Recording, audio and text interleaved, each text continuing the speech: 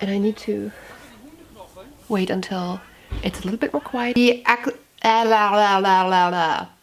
mean, I know I'm filming, so I could prepare this, but I'm so unprepared. It's really embarrassing. Hello and welcome back on my channel. Thank you so much for joining me again for another wrap-up. I have recently started doing my wrap-ups in two parts, so you get the first part in somewhat the middle towards the end of the running month, and the second part of the wrap-up towards the second week of the following month. We are here today to look at my first half of the February wrap-up, even though February is not even halfway through.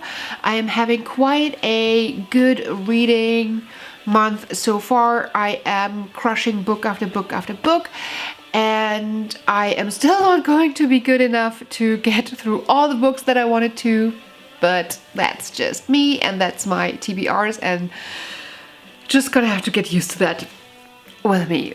But let's take a look at those books that I have read, and if the prediction that I gave in the beginning of the month is right or not, if the first sentence was able to tell me, am I going to like this book or not?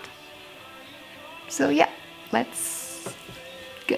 So the first book that I finished in January is, it's not the Evolution of Dyer, it's the second one in the Dyer trilogy.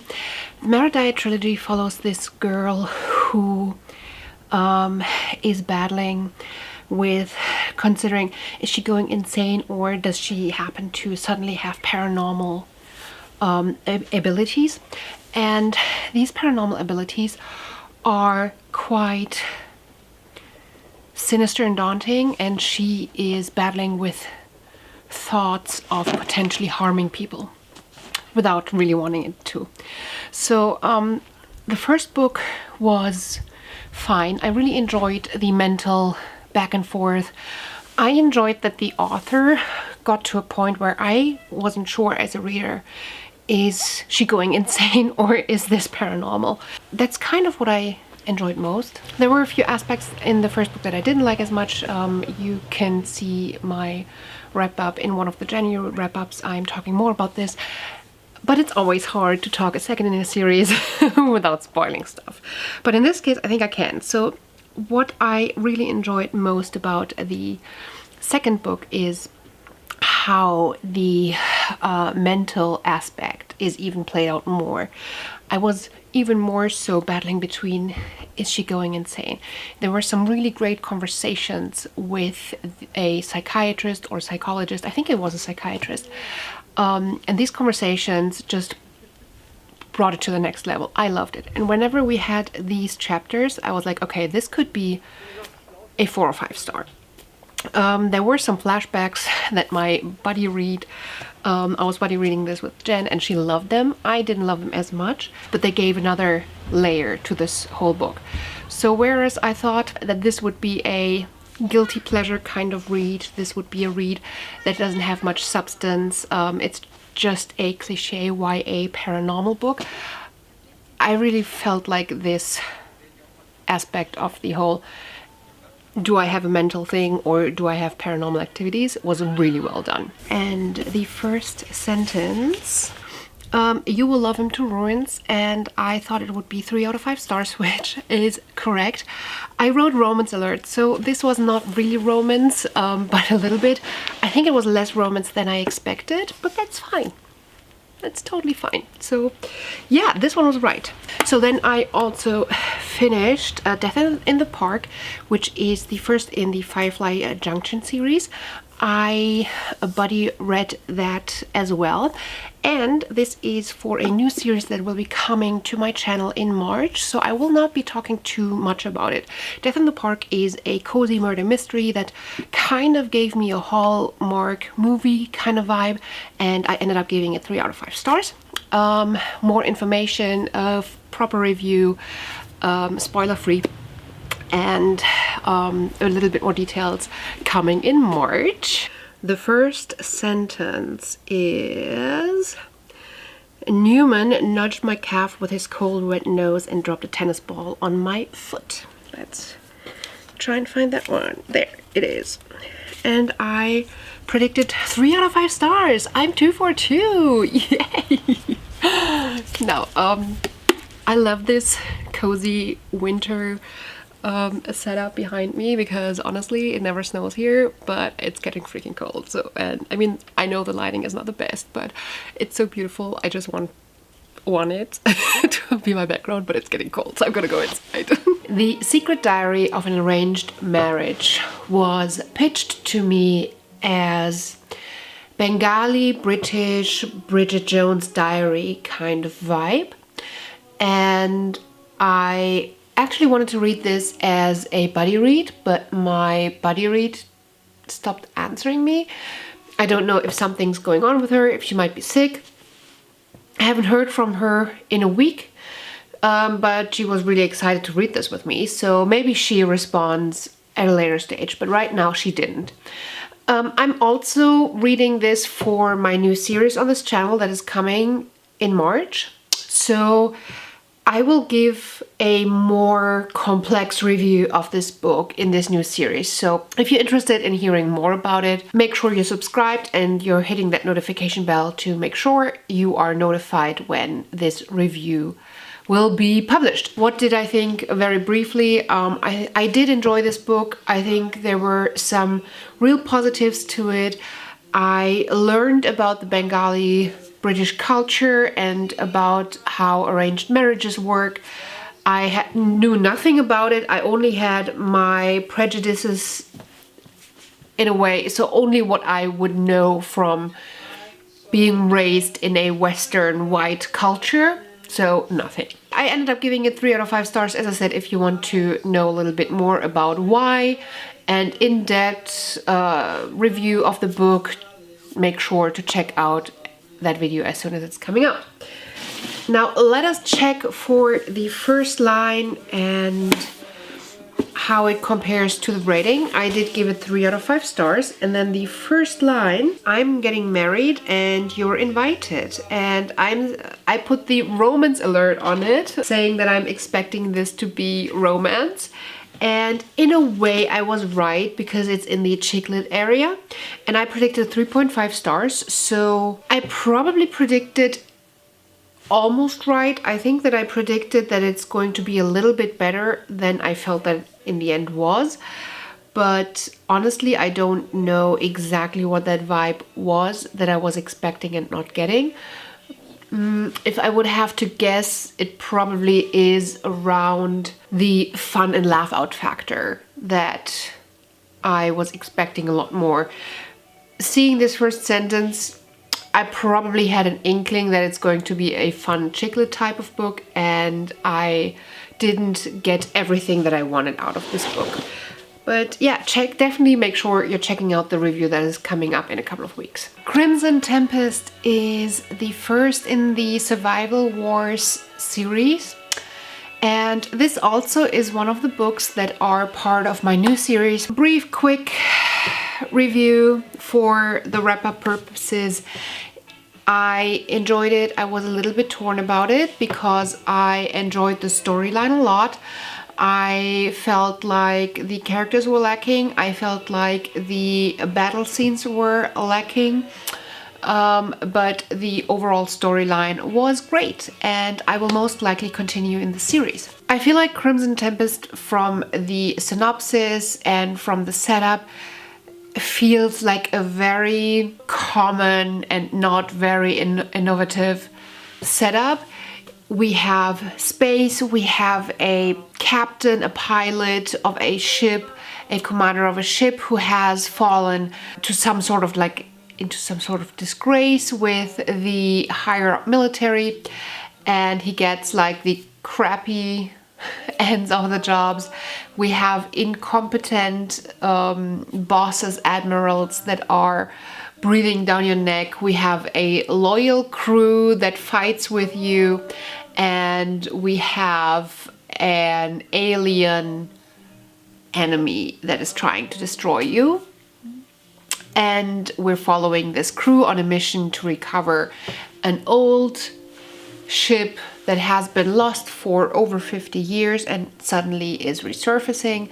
And obviously we're going to have battles with aliens, we're going to have corruption, we're going to have intrigue. Well, not as much corruption and intrigue, but conspiracies and things going on in the background and stuff. And I don't think the idea is way too innovative, but I enjoyed it. I was between 3 and 4 stars, but I do think that right now I'm a little biased because I am so enjoying science fiction that I'm so in the mood for it.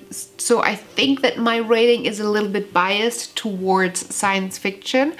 So I think it probably leans more towards a 3-star than a 4-star when you look at it a little bit more objectively. The first sentence was: the repair bot had been busy for a long time, and I predicted 4 stars, and I think that my prediction wasn't flat out wrong, but also driven a little bit by me being fully into science fiction right now and wanting to read more science fiction and totally being in the mood for it. So my prediction obviously favored that this sounded like science fiction. I think I predicted it right in a way.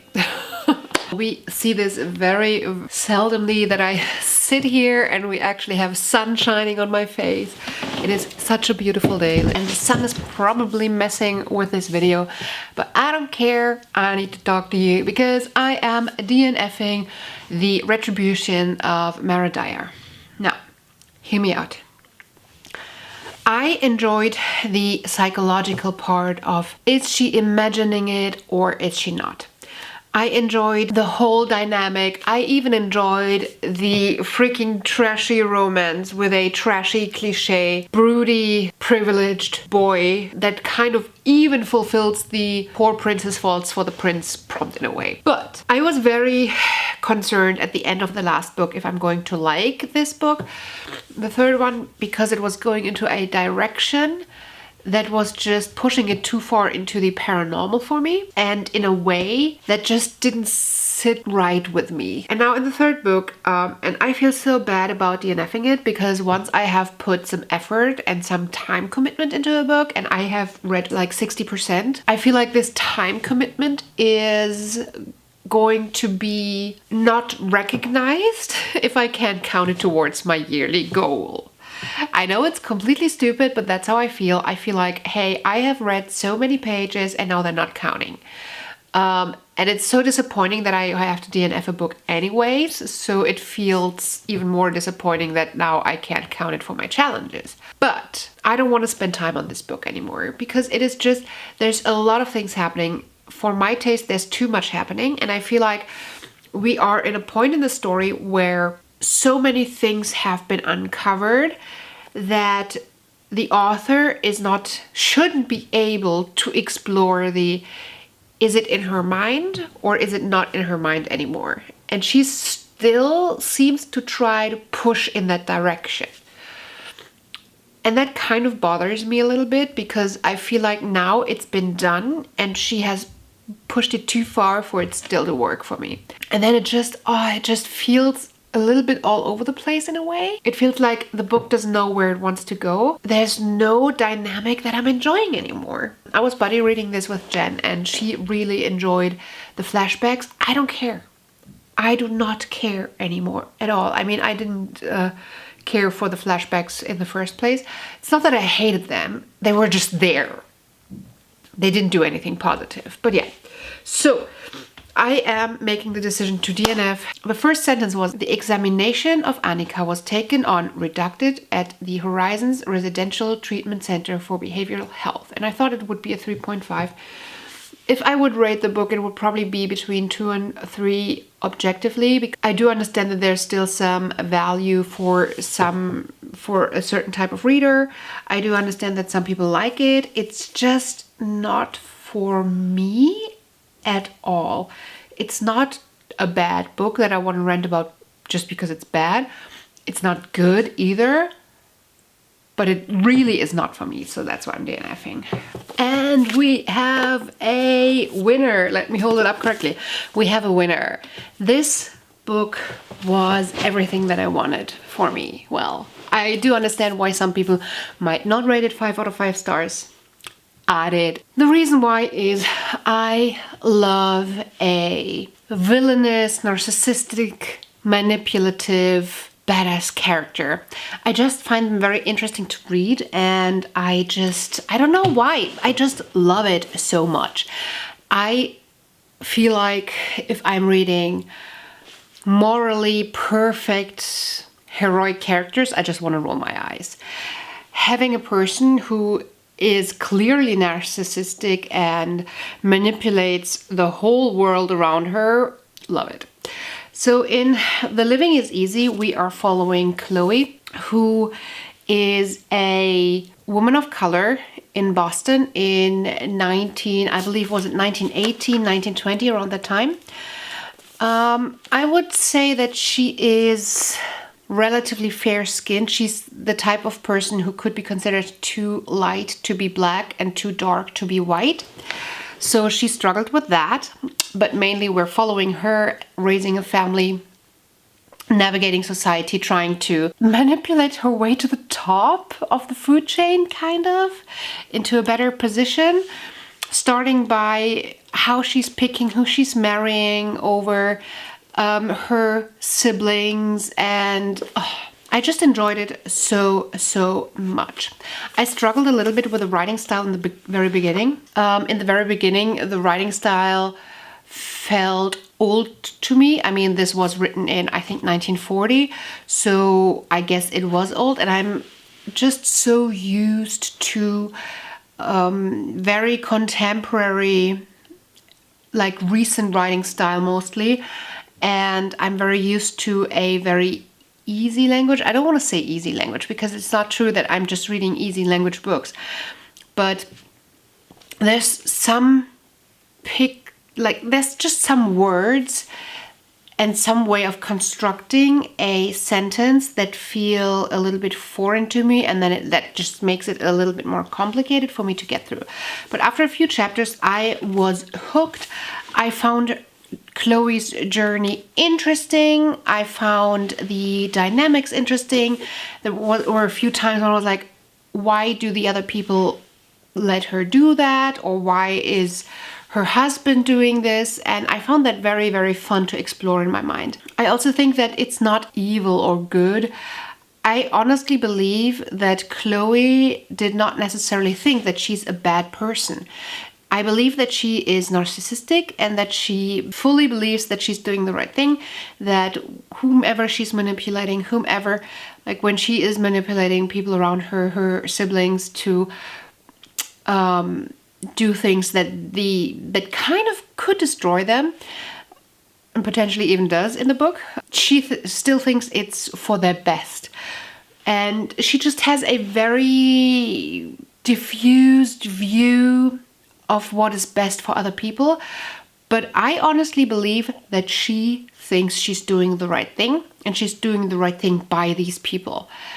Yes, she shows selfish tendencies and everything, but overall, mostly, I believe that she thinks she's doing right by people, even while she's destroying them.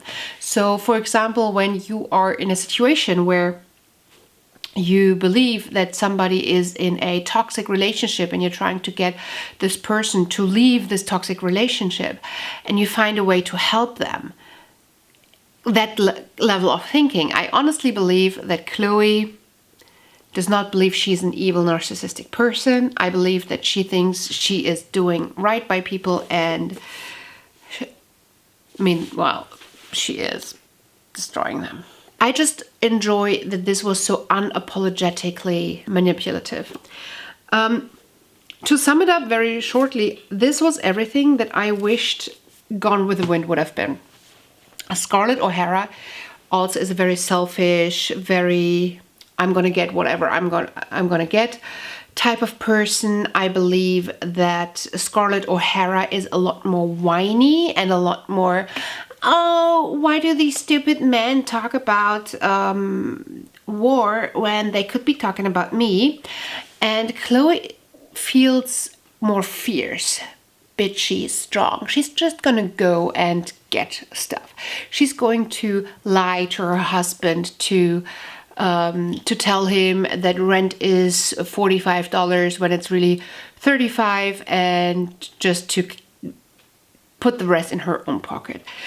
That is not something Scarlett O'Hara would do, but yeah, the fierceness and the manipulative, narcissistic person that I just find makes this for an interesting narrative was in here, but minus the very racist writing style of the author. So here, the writing style, the setting, I enjoyed a lot, whereas, well, you can read my Gone with the Wind review on Goodreads. All the stuff that I loved in Gone with the Wind and I wanted to have, and minus all the crappy stuff that made Gone with the Wind a 1-star for me.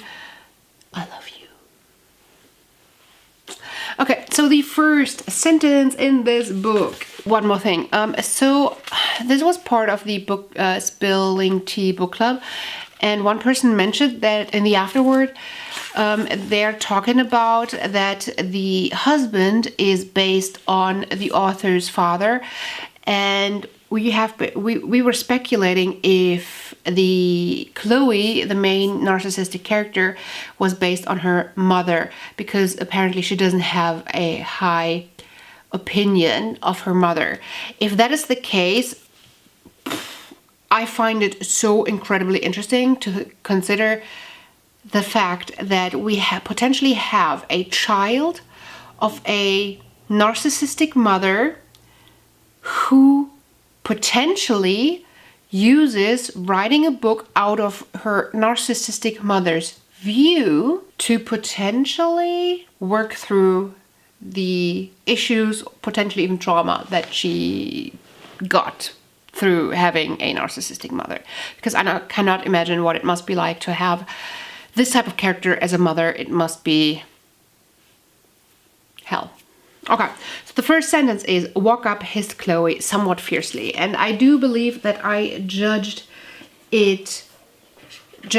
type of book correctly that I was expecting with this type of first sentence. But I only gave it 3.5 stars. I don't know why I thought it would be so low if I judged the essence of the book. I think I was right in thinking what the essence and the vibe of the book is, but I was completely wrong in what I would rate it.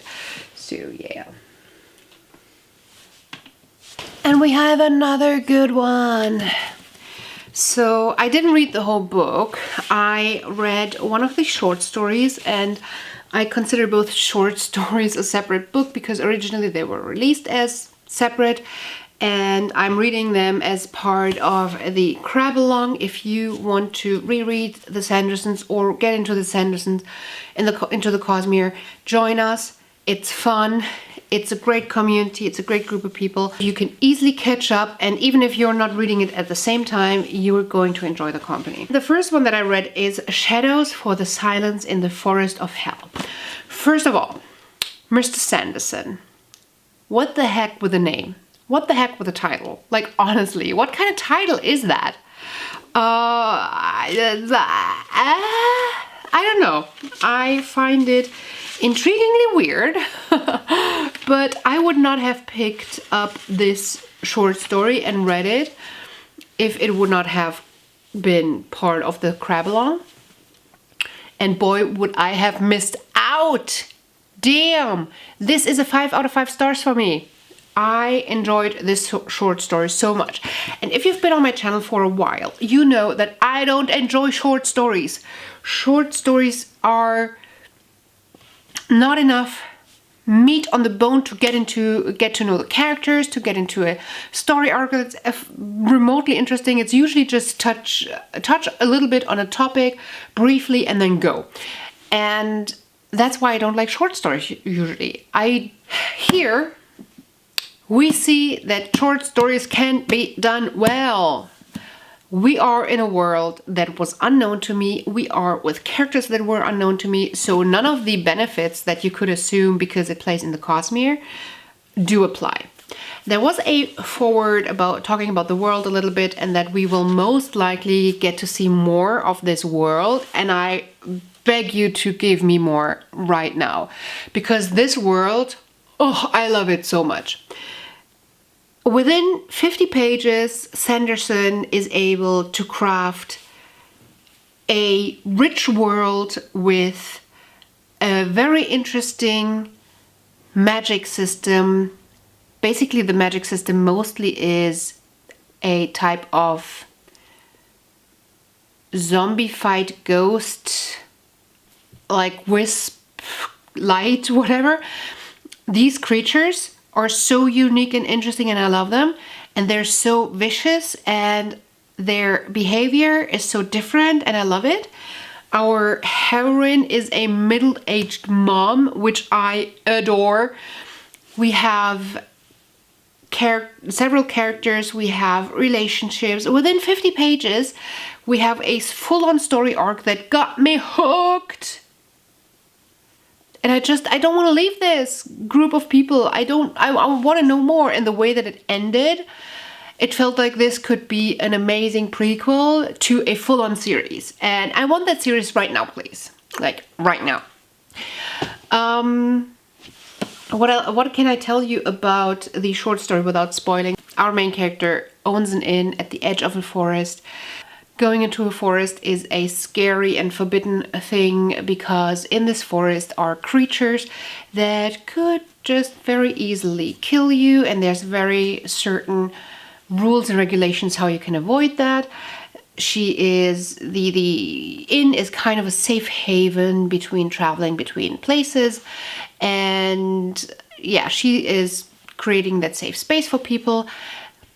But there's also a lot more to it, and I don't want to tell you more because I feel like everything else would be a spoiler. So it's just 50 pages, right? You can just pick it up and read it right now and then tell me what you think. You don't need more info than me telling you that it's fabulous. Because it is. Okay, so the first sentence of Shadows for Silence in the Forests of Hell. I cannot get over this title. If anybody knows if there is some information on why he gave this story this title, I would love to know, because it's so unusually weird. So the first sentence is, the one you have to watch for is the white fox, Dagon said, sipping his beer. This would have given me a very different vibe. It does not tell me necessarily that we are in an interestingly rich fantasy world, and we are in a fast-paced story with deep relationship issues. This did not give me any of that. So my first sentence prediction is 3 out of 5 stars, but in reality the book is 5 out of 5 stars because it's fabulous. I was wrong. I did not see that coming at all. Who would have known? I had to DNF Eve of Man. I feel so bad about it, because in theory this book could have been a 5-star. Eve of Man plays in a world where no women are born anymore, and Eve is the last woman that miraculously was born. She is sheltered in a dome and pretty much prepared to repopulate the earth. Then is going into a conflict because she meets this boy, and well, boy meets girl, etc. And now she's in conflict between, hey, am I going to repopulate the earth and do what I was supposed to be fulfilling to do, or will I follow my heart and go with the one that I love? First sentence is, on the first day no one really noticed, and I thought this was going to be a 4-star read. I guess not. Goodbye, Eve of Man. I had high hopes and you have fully disappointed me. If somebody knows a novel that has a similar idea, one woman being left and only men, and how society might have changed through that, please let me know. I would love to read a good book that does this well and explores this society implications. Hit me up. I want to read a good one. Just loving this moment. Can we stay here forever?